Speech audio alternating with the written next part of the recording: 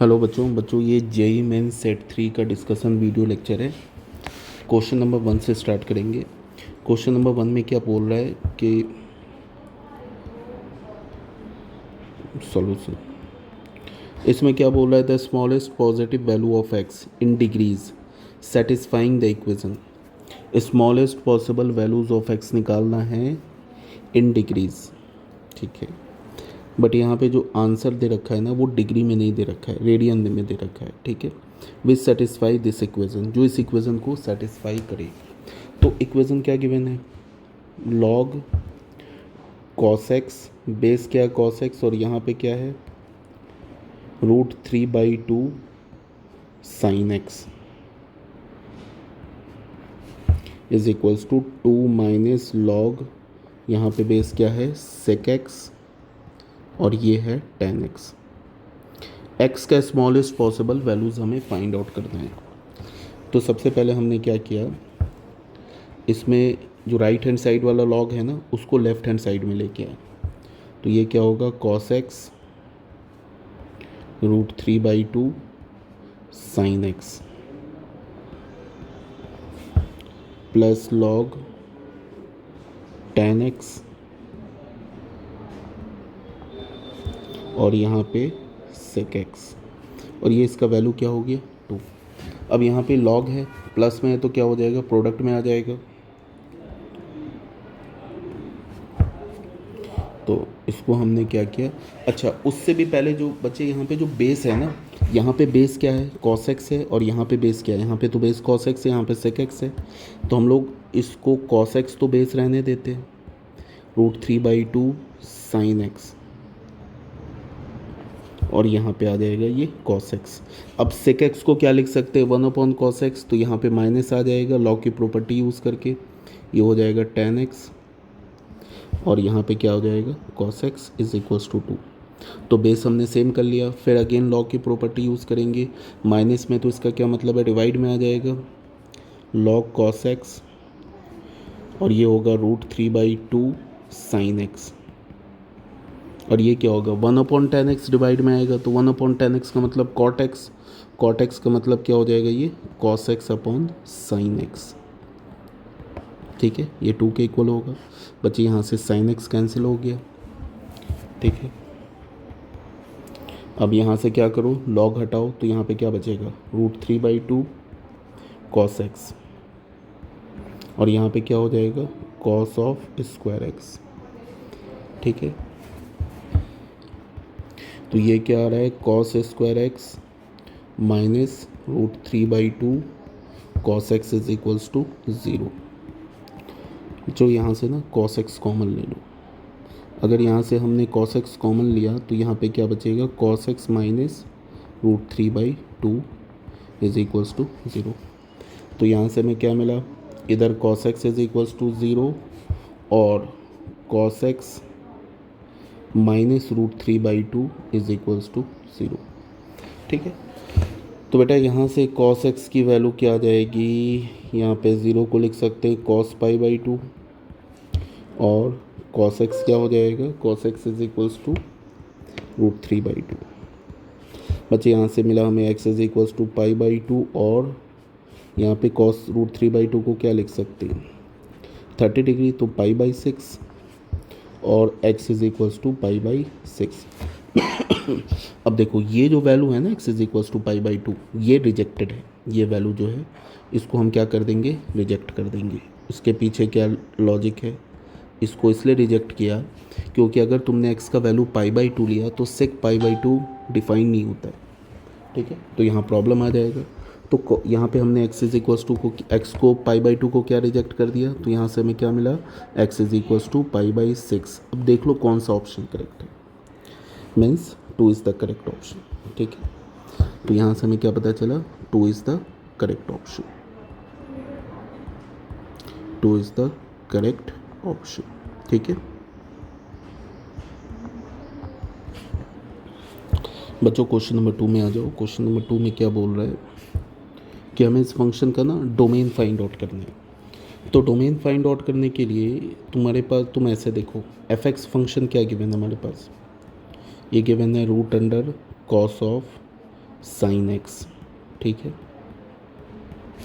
और plus sine inverse 1 plus x square by 2x। तो ये एफ ऑफ एक्स फंक्शन कब डिफाइंड होगा? जब ये भी डिफाइंड होगा, ये भी डिफाइंड होगा। अब तुम ऐसे देखो, सबसे पहला चीज़ जो है ये ऑप्शन हट जाएगा। क्यों? बिकॉज अगर x का वैल्यू लेस देन 1 होगा तो ये डिफाइन नहीं होगा। क्यों नहीं डिफाइंड होगा? लेस देन 1 का मतलब क्या हुआ कि -2 -3 ये सब भी आ जाएगा, और हमें पता है कि यहाँ पे तो साइन एक्स लिखा हुआ है ना, तो साइन एक्स लिखा हुआ है, इसका मतलब ये जो x है ये तो -1 से 1 के बीच में लाई करना चाहिए, तभी जाके ये साइन एक्स डिफाइंड होगा, और जब साइन एक्स डिफाइंड होगा तभी जाके कॉस एक्स डिफाइंड होगा, ठीक है ना। तो लेस देन इक्वल्स टू, जैसे ये लिखा है ना, लेस देन माइनस, ये लेस देन 1, 1 से छोटा, 1 से छोटा में -1 के बाद ये -2 -3 सारे आ जाएंगे, उस केस में साइन एक्स ही नहीं डिफाइंड होगा। तो ये जो root under cos of sine X लिखा है ये डिफाइन नहीं होगा। अब एक टर्म डिफाइन नहीं होगा तो ऑन द होल ये फंक्शन डिफाइन नहीं होगा। तो ये जो लेस देन इक्वल्स टू 1 वाला ऑप्शन ख़त्म, ठीक है, ये नहीं हो सकता। सेम लाइन में ये जो हमारा ऑप्शन 2 है ये भी ख़त्म हो जाएगा, ठीक है। उसके बाद आते हैं ऑप्शन 1 में, -1 से 1 के बीच में ज़ीरो भी है। अगर -1 से 1 के बीच में ज़ीरो है, x की जगह ज़ीरो पुट करोगे तो यहाँ पे जो लिखा है ना sine inverse 1 plus x square upon 2x, इसमें x की जगह ज़ीरो पुट करोगे तो ये डिफाइन नहीं होगा। तो कहने का मतलब है कि ये भी ऑप्शन हट गया। तो बचा क्या? Fourth option. तो ऐसे करके भी ना तुम कभी कभी बड़े सारे क्वेश्चंस होते हैं जिसमें तुम ऑप्शन को देख कर भी बता सकते हो कि कौन सा करेक्ट ऑप्शन है। तो यहाँ पे हमारा क्या हो गया? 4 इज़ द करेक्ट ऑप्शन, ठीक है, 4 is the correct option,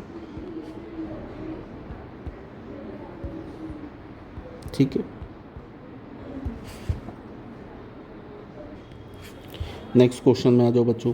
next question में क्या बोल रहा है कि the perpendicular distance of the point I cap plus G cap J cap plus K cap from the line joining this point and this point, इन दोनों points को join करने वाले लाइन पर इस पॉइंट से परपेंडिकुलर डिस्टेंस क्या होगा ये फाइंड आउट करना है, ठीक है। कैसे निकालेंगे उसको देख लो।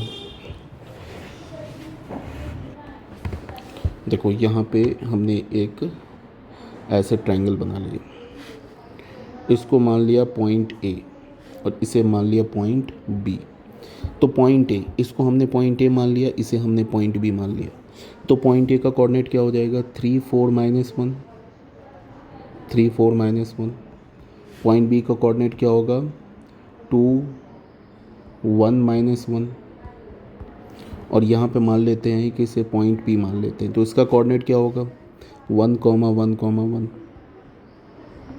और हमें क्या फाइंड आउट करना है? ये परपेंडिकुलर डिस्टेंस, ये फाइंड आउट करना है पी ऑफ एम, ठीक है, ये परपेंडिकुलर डिस्टेंस फाइंड आउट करना है। तो ये तो ट्रायंगल बन गया। अब ये ट्रायंगल बन गया तो इस ट्रायंगल का एरिया क्या होगा? पहले हम निकालते हैं area of triangle P A B. P A B triangle का एरिया क्या होगा? Half into P A into P B, ये दो vector P A cross P B का मैग्नीट्यूड, यही होगा ना, P A cross P B का मैग्नीट्यूड। अब सबसे पहले हम लोग निकालते हैं P A cross P B क्या है। ये क्या हो जाएगा? Determinant I cap J cap K cap. अब बच्चे पी ए वेक्टर क्या होगा? पी ए वेक्टर 3 -1, यहाँ पे क्या लिखेंगे? 2। फिर क्या होगा? 4 -1 3, यहाँ पे क्या होगा? -1 -2। फिर यहाँ पे पी ए हो गया। पी बी वेक्टर कैसे लिखेंगे? 2 -1 1, फिर 1 -1 0, फिर क्या हो? -1 -2, ठीक है। ये हमारा क्या हो गया? P A cross P B. इसको हम लोग एक्सपैंड करते हैं, चलो फर्स्ट रो के लॉन्ग एक्सपैंड करते हैं। तो आई कैप यहाँ पे क्या हो जाएगा? -6 -0 माइनस जे कैप, यहाँ पे क्या होगा? -4 प्लस का 2 एंड प्लस के कैप, यहाँ पे क्या होगा? 0 -3, ठीक है। तो यहाँ से क्या हो गया? -6 आई कैप, ये -2, तो ये हो जाएगा +2 जे कैप -3 के कैप। ये हमारा क्या हो गया? P A cross P B vector मिल गया। तो P A cross P B vector का मैग्नीट्यूड क्या होगा, P A cross P B vector का ये हो जाएगा magnitude of this vector -6i cap plus 2j cap and -3k cap. तो ये क्या हो जाएगा 36 + 4 + 9 क्या हो गया 49, तो 7। क्लियर है। अब एरिया क्या हो जाएगा, area of triangle P A B ये होगा 1/2 magnitude of P A cross P B, यही था ना। P A cross P B का मैग्नीट्यूड क्या मिला 7, तो 7/2 ये तो एरिया आ गया। Again area of triangle P A B क्या लिख सकते हैं, area of triangle P A B इसको हम क्या लिख सकते हैं बच्चे, हाफ इंटू बेस। बेस का डिस्टेंस क्या है, डिस्टेंस फार्मूला लगाओ, ए बी फाइंड आउट करो।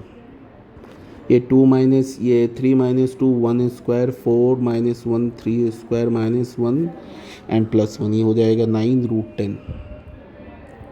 ठीक है, ये मिल गया। तो ये क्या होगा half into A B into ये P M, half into base into height into P M, और ये क्या होगा 1/2√10 और पी एम। तो यहाँ पे हम डालेंगे P M into P M, और ये एरिया किसके इक्वल है 7/2 के इक्वल है। तो 2 कैंसिल हो गया, तो यहाँ से पी एम का वैल्यू क्या आ जाएगा 7/10। यही है ना perpendicular distance 7/10। 3 is the correct option. तो यहाँ से हमें क्या पता चला 3 इज़ द करेक्ट ऑप्शन। ठीक है, ओके बच्चों। नेक्स्ट क्वेश्चन नंबर 4 में आ जाओ। क्वेश्चन नंबर 4 में क्या है कि हमें एक सीरीज़ गिवन है, इसके एन टर्म्स का सम चाहिए। 2/5 22/25 122/125 622/625 प्लस एंड सो ऑन। मतलब ये अप टू एन टर्म्स।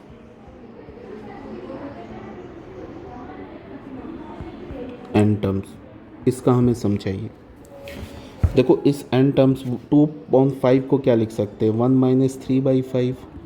ठीक है, 22/25 को क्या लिख सकते हैं 1 - 3/25। ठीक है, सेम लाइन में 1 - 3/125 मीन्स 5³ ऐसे बन जाएगा ना। फिर हो जाएगा 1 - 3/5 पे पावर 4। ऐसे करते हुए ये क्या हो जाएगा 1 - 3/5 पे पावर n। देखो बच्चे ये फर्स्ट टर्म है ना, तो 5 पे पावर 1 है, सेकंड टर्म है तो 5 पे पावर 2 है, थर्ड टर्म है तो 5 पे पावर 3 है। तो ये nth टर्म होगा तो क्या होगा 5 पे पावर n। अब इसमें ना ये जो पहला टर्म है ये टोटल कितने ब्रैकेट्स लिखे हैं, टोटल n ब्रैकेट्स लिखे हैं। तो टोटल n ब्रैकेट्स लिखे हैं, इसका मतलब कि टोटल कितने टर्म्स होंगे n टर्म्स होंगे। ये तो हर एक ब्रैकेट का पहला टर्म लिया 1 + 1 n टाइम्स, तो ये हो गया n यहाँ पे। अब ये क्या हो जाएगा 3/5 माइनस कॉमन ले लिया 3/5 स्क्वायर, ये होगा 3/5³ प्लस एंड सो ऑन। ये क्या हो जाएगा 3/5 पे पावर n। अब कॉमन क्या ले सकते हैं 3/5 कॉमन ले लो, तो ये हो जाएगा 1 + 1/5 प्लस 1/5 स्क्वायर, और ये क्या होगा 1/5 पे पावर n-1। अभी भी टोटल कितने टर्म्स हैं, अभी भी टोटल n टर्म्स हैं। तो जीपी के n टर्म्स का फॉर्मूला यूज़ कर लो। जीपी का फर्स्ट टर्म क्या गिवन है 1 और कॉमन रेशियो क्या 1/5, तो क्या होता है a1 r क्या हमारा 1/5, तो 1/5 पे पावर n-1/r-1, तो 1/5 - 1, तो n-3/5, और यहाँ पे क्या हो जाएगा 1/5 पे पावर n-1/1 -4/5। ठीक है, तो ये क्या हो जाएगा यहाँ से n-3/5, और ये ऊपर जाके क्या हो जाएगा -5/4, और यहाँ पे क्या होगा 1/5 पे पावर n-1। ये 5 कैंसिल, ये हो जाएगा n+3/4। और यहाँ पे इसको लिख सकते हैं 5 पे पावर -n-1। क्या आंसर आ रहा है? n-3/n+3/4। ठीक है, आ गया आंसर। देखो एक माइनस है ना, ये 3 वाला ऑप्शन है। देखो ये 3 ऑप्शन है, देख लो। n+3/4, ये देखो इसको हम कैसे लिख सकते हैं? n+3/4, 5 पे पावर n-1 और -3/4, ऐसे लिख सकते हैं ना। यहाँ पे देख लो, ये नहीं, ये ऑप्शन है हमारा। n-3/4 प्लस 3/4 5 पे पावर, ये ऑप्शन है ना। इसका मतलब क्या हो गया हमारा? 2 इज़ द करेक्ट ऑप्शन।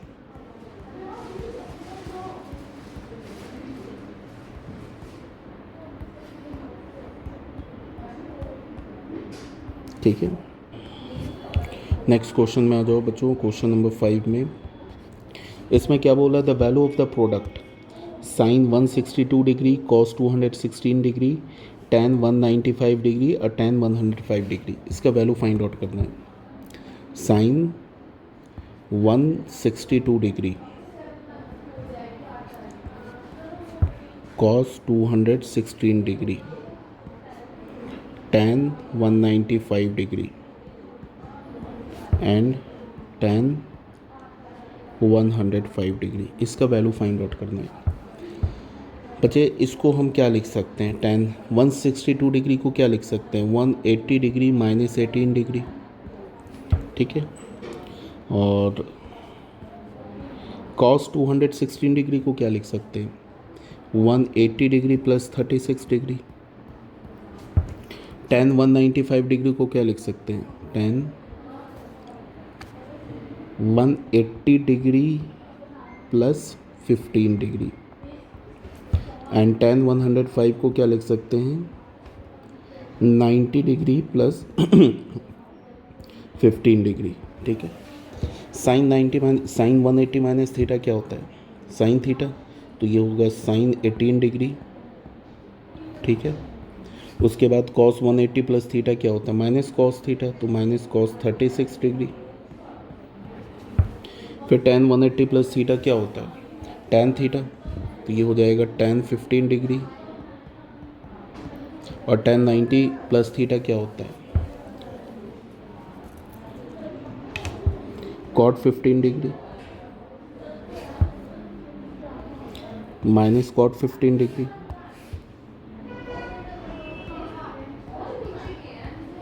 ठीक है बच्चे, सबसे पहले ये माइनस माइनस प्लस हो गया, तो हमारे पास क्या मिला? sin 18 degree, cos 36 degree, tan 15 degree और cot 15 डिग्री। बचे tan 15 degree cot 15 degree cancel. cot 15 degree को क्या लिख सकते हो? 1/tan 15 डिग्री, कैंसिल हो जाएगा। अब बच्चे ये जो sin 18 डिग्री है ना, ये स्टैंडर्ड रिजल्ट है। इसका वैल्यू क्या होता है? √5 - 1/4। और cos 36 डिग्री का वैल्यू क्या होता है? √5 + 1/4। तो ये क्या हो जाएगा? √5 का स्क्वायर -1 स्क्वायर अपॉन 16। तो 5 - 1 4/16, तो ये क्या होगा? 1/4। देख लो, ऐसा ऑप्शन है। 3 इज़ द करेक्ट ऑप्शन। तो यहाँ से हमें क्या पता चला? 3 इज़ द करेक्ट ऑप्शन। ठीक है, नेक्स्ट क्वेश्चन में आ जाओ बच्चों। क्वेश्चन नंबर 6 में क्या है कि in an experiment with 15 observations, total number of observation कितने? 15 on X. The following result are available. X के 15 ऑब्जर्वेशन है। सिग्मा एक्स स्क्वायर का वैल्यू क्या है? 2830 एंड सिग्मा एक्स का वैल्यू है 170। One observation was 20, we found that be wrong and was replaced by the correct value 30, then the correct variance is. बेटा ये जो क्वेश्चन है ना, ये बोर्ड का क्वेश्चन है। ठीक है, NCERT क्लास 11th का ये क्वेश्चन है। ठीक है, अब इसमें क्या है, नंबर ऑफ़ ऑब्जर्वेशन कितने हैं, नंबर ऑफ़ ऑब्जर्वेशन है n की वैल्यू आ गई 15, ठीक है।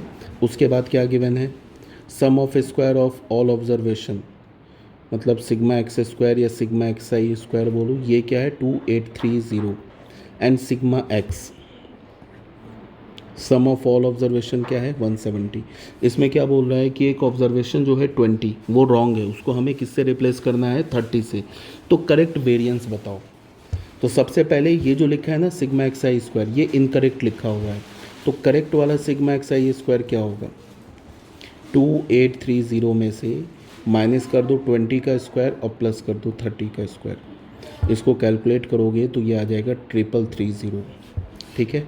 एंड सिग्मा एक्स आई ये भी करेक्ट वाला है और ये भी करेक्ट वाला है, तो ये क्या हो जाएगा, सिग्मा एक्स आई क्या 170 में से 20 सब्ट्रैक्ट करो और 30 ऐड करो, तो 170 प्लस 10 हो जाएगा ना, ये हो जाएगा 180, ठीक है।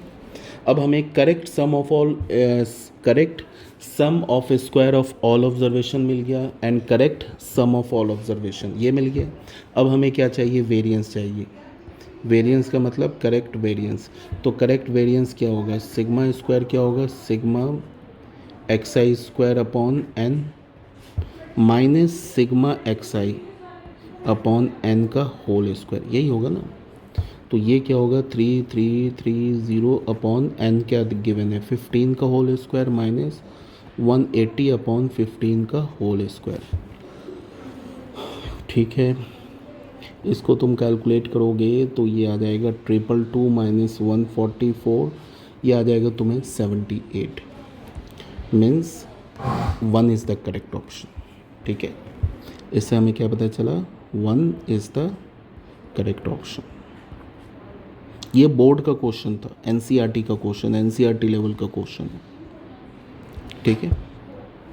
नेक्स्ट क्वेश्चन में आ जाओ बच्चों। क्वेश्चन नंबर 7 में क्या है, the relation are defined on the set A. एक हमारे पास सेट ए है, क्या है 1 2 3 4 5। बच्चे इसमें एक हमने रिलेशन डिफाइन किया है। रिलेशन क्या है, the set of all X Y such that X square minus Y square is less than 16 is given by. बोला है कि क्या, कि हमारे पास रिलेशन है एक्स और वाई आपस में तभी एसोसिएट होंगे when X square minus Y square का मॉड ये 16 से कम हो। तो कैसे निकालोगे, इसमें x के करॉस्पॉन्डिंग y का वैल्यू निकालो, और जिस सेट पे डिफाइन किया है ये क्या हमारा 1 2 3 4 5, हमारे पास क्या कंडीशन गिवन है, X square minus Y square less than 16, ठीक है। तो तुम क्या करो, यहाँ पे पहले x का वैल्यू 1 डालो, तो x का वैल्यू 1 डालोगे तो क्या होगा 1 minus Y square less than 16, यहाँ से तुम क्या लिख सकते हो, mod of Y square minus 1 less than 16। अब देखो कि y के क्या क्या पॉसिबल वैल्यूज़ हो सकते हैं। यहाँ पे अगर हमने y का वैल्यू 1 लिया तो 1 माइनस 1 ये 0, 0 16 से छोटा है, तो y का वैल्यू 1 आ जाएगा काम। 2 लोगे तो 4 माइनस 1 3, तो 2 भी आ गया। 3 लोगे 9 माइनस 1 8, ये भी हो जाएगा। 4 लोगे तो 16 माइनस 1 15, ये भी होगा। बट अगर तुमने 5 ले लिया तो 25 माइनस 1 ये क्या हो जाएगा, ये तो हो जाएगा 24, तो ये बस काम नहीं करेगा। 24 जो है ये तो 16 से छोटा है नहीं, तो ये y के पॉसिबल वैल्यूज़ आ गए, ठीक है। तो यहाँ पे जब हमने x का वैल्यू 1 लिया तो y का वैल्यू क्या मिला 1 2 3, तो यहाँ से रिलेशन क्या आ जाएगा 1 1 1 2 1 3, ये रिलेशन बन गया। उसके बाद इसमें ना तुम X square minus Y square less than 16 है, इसमें तुम x का वैल्यू 2 लो, तो यहाँ से क्या हो जाएगा, ये हो जाएगा Y square minus 4 less than 16। अब यहाँ से y का वैल्यू निकालो, y का वैल्यू क्या ले सकते हैं 1 से लेके 5 तक, तो 1 लोगे तो 1 माइनस 4 माइनस 3 का मॉड 3, तो y इज इक्वल्स टू 1 काम कर जाएगा। 2 लोगे तो 2 माइनस 2 4, 2 लोगे 2 स्क्वायर ये 0 हो जाएगा, ये भी काम कर जाएगा। 3 लोगे तो 9 माइनस 4 5, ये भी काम कर जाएगा 3 भी। 4 लोगे तो 16 माइनस 4, ये भी काम कर जाएगा, ठीक है। एंड 5 लोगे 25 माइनस 4, तो बस इतना काम करेगा। तो इसका मतलब 2 1। अब यहाँ पे तुम देखो ऐसे करके तुम निकाल सकते हो रिलेशन, बट यहाँ पे देखो ऐसा तो रिलेशन ही नहीं है। ये 2,1 तो कहीं दिख ही नहीं रहा है इसमें, कहीं दिख रहा है 2, अच्छा यहाँ पे 2,1 दिख गया, चलो ठीक है। फिर 2,2 इसमें 2,2 यहाँ है, तो इसमें फिर 2,1 नहीं है, तो इसका मतलब कि ये वाला भी ऑप्शन नहीं है, ये वाला भी ऑप्शन नहीं है, 2,2 ये भी ऑप्शन नहीं है, तो एक ही ऑप्शन बच रहा है इसमें 4। तो इसका क्या मतलब, ये तो कैलकुलेशन करके बताया, ऐसे तुम चाहो तो पूरा रिलेशन निकाल सकते हो, बट ये ऑब्जेक्टिव क्वेश्चन है, कंप्लीट सॉल्व करने की ज़रूरत नहीं है। यहीं पे हमें पता चल गया कि 4 इज़ द करेक्ट ऑप्शन। तो यहाँ से हमें क्या पता चल गया, 4 इज़ द करेक्ट ऑप्शन। ठीक है,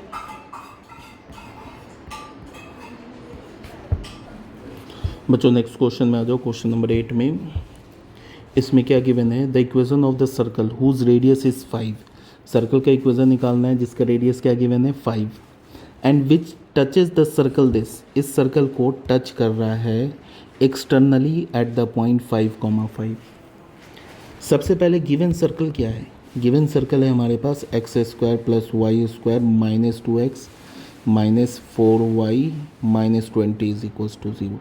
ये हमारे पास सर्कल है।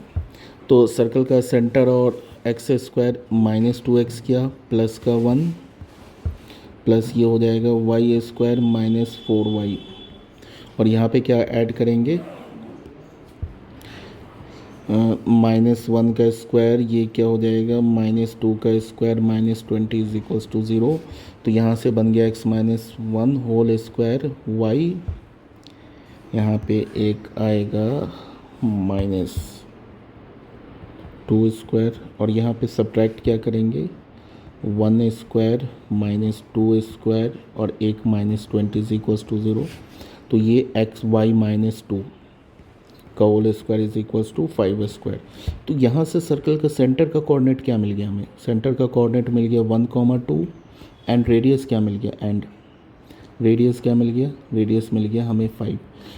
अब एक ऐसा सर्कल है जो इस सर्कल को टच कर रहा है एक्सटर्नली, ठीक है, किस पॉइंट पे 5,5 पॉइंट पे टच कर रहा है, मतलब ये तो हमारा गिवन सर्कल है। दूसरा सर्कल जो ऐसा, ठीक है, ये इसको टच कर रहा है एक्सटर्नली, ठीक है, 5,5 पॉइंट पे टच कर रहा है। ये गिवन सर्कल का सेंटर क्या हो गया, मान लेते ये 5 हो गया, और सॉरी रेडियस 5 हो गया, सेंटर का कोऑर्डिनेट क्या हो गया 1,2। अब हमें क्या करना है, ये जो सर्कल है ना इसका इक्वेशन फाइंड आउट करना है। ये किस पॉइंट पर टच कर रहा है, 5,5 पॉइंट पर टच कर रहा है। तो 5,5 पॉइंट पर टच कर रहा है, तो इसका भी सेंटर होगा, ठीक है, मान लेते हैं ये सेंटर C1 है और ये सेंटर C2 है। अब अगर हमें इस सर्कल का सेंटर का कोऑर्डिनेट पता चल जाए और रेडियस पता चल जाए तब तो कोई दिक्कत नहीं है। रेडियस गिवन क्या है, the equation of the circle whose radius is 5। अच्छा, जो गिवन सर्कल है इसका रेडियस भी गिवन है 5, इसका मतलब ये दोनों जो है सेम साइज़ का सर्कल है। तो क्वेश्चन में ही गिवन है रेडियस 5, ठीक है। अब हमें अगर सिर्फ सेंटर का कोऑर्डिनेट पता चल जाए, अब ये तो बहुत आसान क्वेश्चन हो गया, ये भी 5 है, ये भी 5 है, ठीक है। तो इसका मतलब ये जो पॉइंट मान लेते हैं, इस पॉइंट को हम लोग P मान लेते हैं, तो P तो मिड पॉइंट हो जाएगा। इसको मान लो H, K, ठीक है। अब अगर हमें H, K का वैल्यू पता चल गया, इसका मतलब कि इस जो C2 सर्कल है इसका सेंटर का कोऑर्डिनेट मिल गया। अब सेंटर का कोऑर्डिनेट मिल गया, रेडियस तो गिवन नहीं है, तो सेंटर मिल गया, रेडियस मिल गया, तो सर्कल मिल गया। तो अब क्या करेंगे, मिड पॉइंट फॉर्मूला यूज़ करेंगे। ये तो बिल्कुल 9th-10th क्लास वाला क्वेश्चन हो गया ना। तो यहाँ पे क्या करेंगे, मिड पॉइंट फॉर्मूले से 5 + 5 नहीं, इसका कोऑर्डिनेट क्या है 1 + h/2, ठीक है, = 5। तो यहाँ से हमें h की वैल्यू क्या मिल गई 9, और फिर क्या होगा 2 + k/2, ये भी 5 के इक्वल है। तो यहाँ से हमें k का वैल्यू क्या मिल गया 8। तो जो सर्कल C2 है ये क्या हो जाएगा हमारा 9,8, एंड रेडियस क्या है, रेडियस = 5। तो सर्कल का इक्वेशन क्या होगा, x - 9 का होल स्क्वायर प्लस क्या हो जाएगा y - 8 का होल स्क्वायर = 5 स्क्वायर।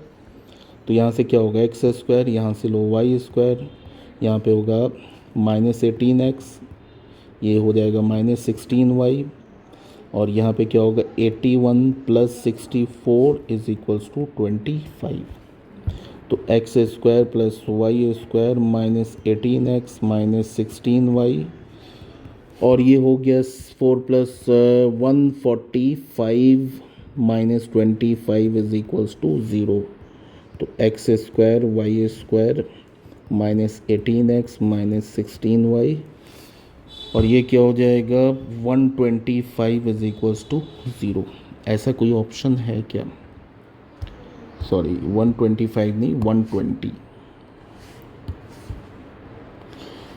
-18 -16 120, -18 -16 प्लस का 120, मीन्स हमारा कौन सा ऑप्शन है? ये ऑप्शन आ रहा है, ठीक है ना।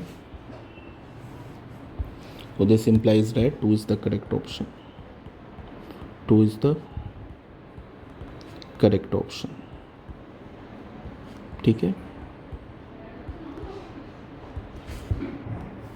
नेक्स्ट क्वेश्चन में आ जाओ बच्चों। नेक्स्ट क्वेश्चन में क्या बोल रहा है?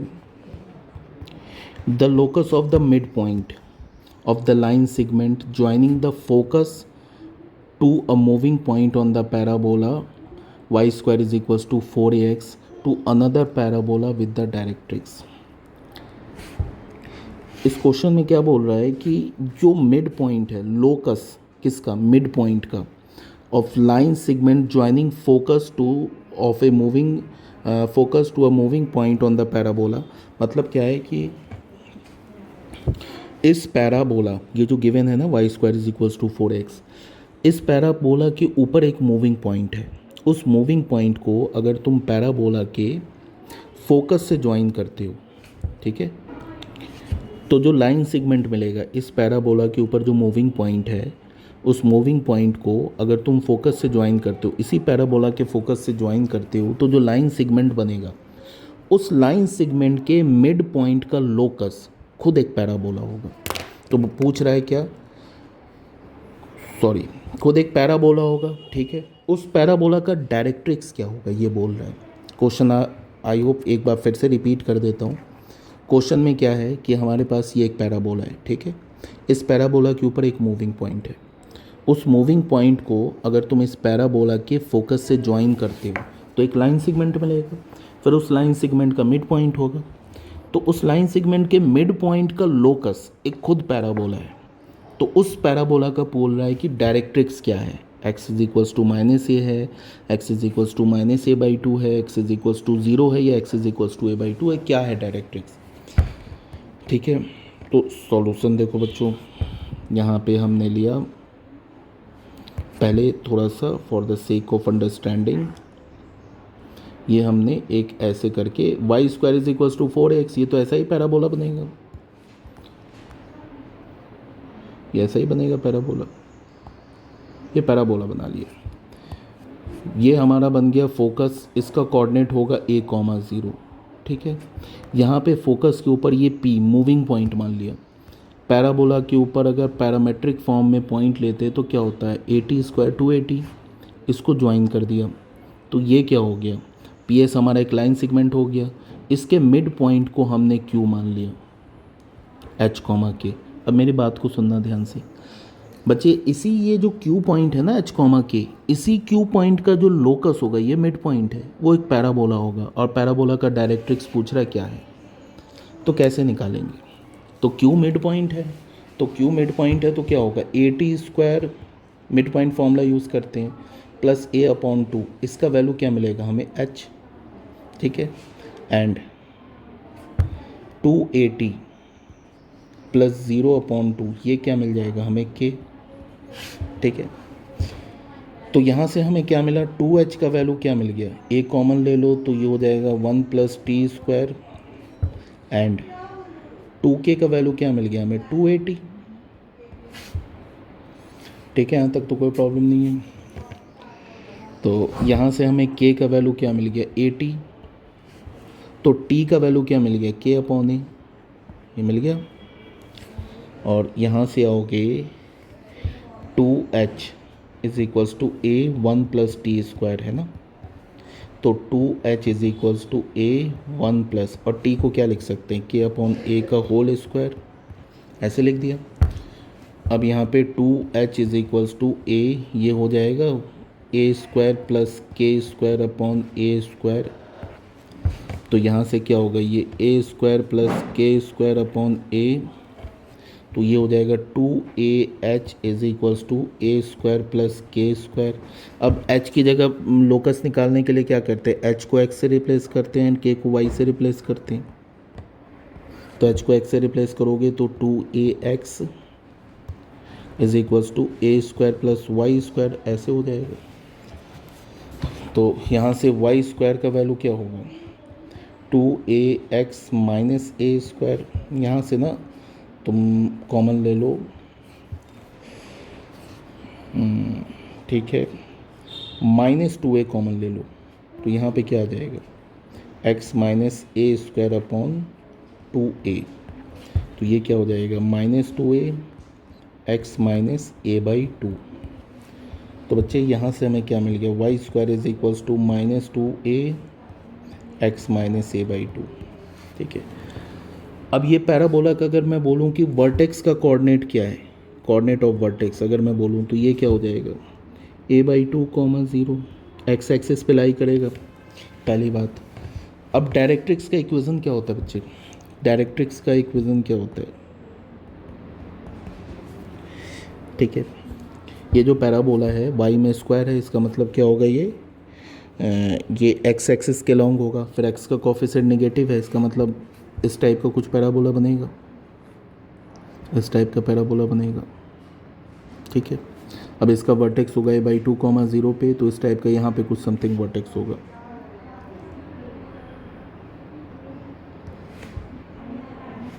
यहाँ पे समथिंग, ये जो पैराबोला होगा ये ओरिजिन से पास नहीं कर रहा है, समथिंग यहाँ पे ऐसे शिफ्टेड इस टाइप का पैराबोला होगा, यहाँ पे a/2, 0 इस टाइप से पॉइंट आएगा। अब इसका जो कोऑर्डिनेट होता है डायरेक्ट्रिक्स का, ये क्या होगा, x इज इक्वल्स टू ए, यही होगा ना। अब ये तो है शिफ्टेड पैराबोला, ठीक है, तो शिफ्टेड पैराबोला है, तो इसका डायरेक्ट्रिक्स का कोऑर्डिनेट क्या हो जाएगा, x इज इक्वल्स टू ए, कब होता, जब इसका ये वर्टेक्स ओरिजिन पे लाई करता, यहाँ पे वर्टेक्स तो ओरिजिन पे लाई नहीं कर रहे हैं, तो x की जगह पे तुम क्या लिख सकते हो, x माइनस a/2। ठीक है, यहाँ पे ना एक ये माइनस नहीं आएगा, ठीक है, यहाँ पे भी माइनस नहीं आएगा, तो इस हिसाब से जो हमारा पैराबोला बन रहा है ना, ये माइनस नहीं होगा, यहाँ पे भी ये माइनस नहीं होगा, यहाँ पे, ठीक है। इस हिसाब से जो पैराबोला बन रहा है वो हमारा कैसा बन रहा है, वो पैराबोला पॉजिटिव एक्स एक्सिस के लॉन्ग बन रहा है, ऐसा, इस टाइप का पैराबोला बन रहा है।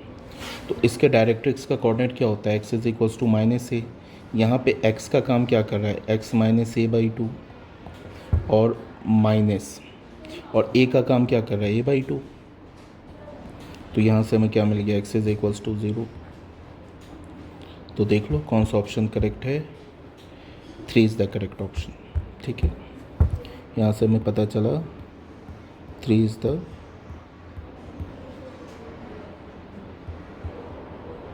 Correct option. क्वेश्चन नंबर 10 में आ जाओ बच्चों। उसमें बच्चों क्वेश्चन नंबर 10 में क्या बोल रहा है कि if it is known that the third term of the binomial expansion, इस बाइनोमियल एक्सपेंसन का जो थर्ड टर्म है वो 10⁻6 है, तो x की वैल्यू बताओ क्या है। ठीक है, सबसे पहले बाइनोमियल एक्सपेंसन क्या गिवन है, x प्लस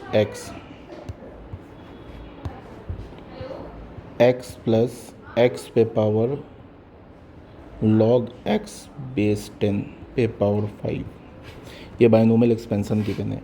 इसका थर्ड टर्म क्या होगा, t3 क्या होगा, 5c2, x पे पावर क्या होगा 5 माइनस 2 3, और यहाँ पे क्या हो जाएगा, ये x पे पावर गिवन है log x बेस 10, इस पे पावर 2 होगा।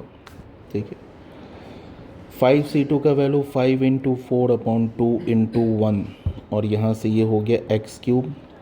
अब ये तो पावर इसमें मल्टीप्लाई होगा ना, तो पावर मल्टीप्लाई होगा, तो ये क्या हो जाएगा, x पे पावर 2 log x बेस 10, ठीक है।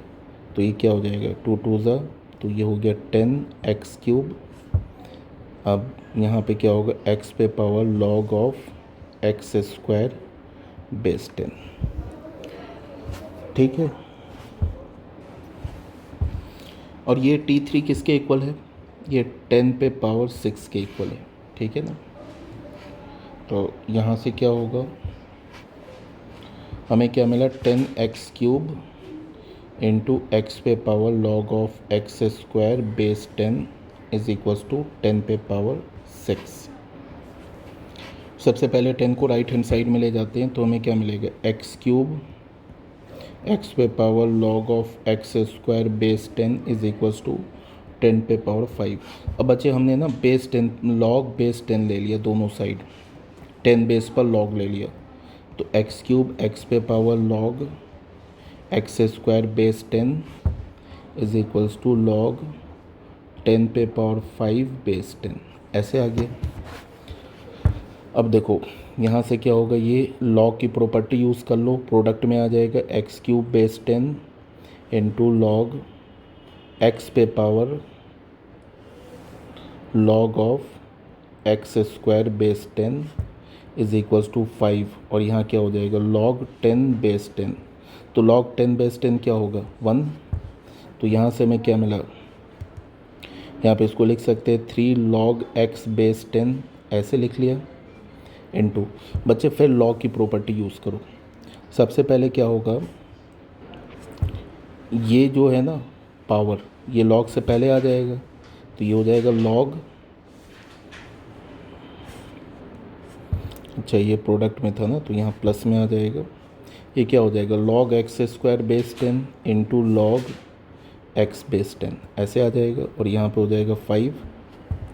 तो यहाँ से हमें क्या मिला, 3 लॉग एक्स बेस 10, यहाँ पे 2 आ जाएगा, log X base 10 into log X base 10 is equals to 5। अब यहाँ पे तुम लेट कर लो लॉग एक्स बेस 10, इसको t मान लो, ठीक है। तो t मानोगे तो यहाँ से क्या होगा, 3t plus 2t square is equals to 5। तो यहाँ से क्या होगा, 2t square plus 3t minus 5 is equals to 0। तो 2t स्क्वायर और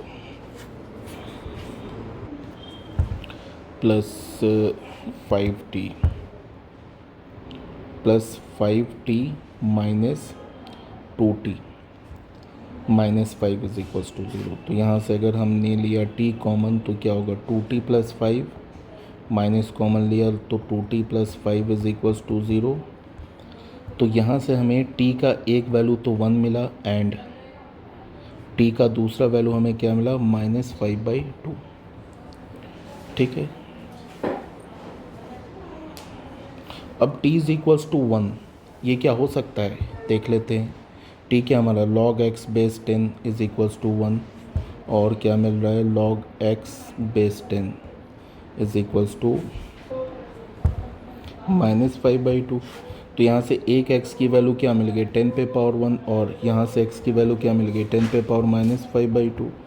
ऑप्शन देख लो क्या है, अच्छा एक तो आ रहा है हमें -5/2 x इज इक्वल्स टू 10, -5/2 वाला तो है नहीं, बट ये x इज इक्वल्स टू 10 है, इसका मतलब 1 इज़ द करेक्ट ऑप्शन, ठीक है। तो यहाँ से हमें क्या पता चला, 1 इज़ द करेक्ट ऑप्शन।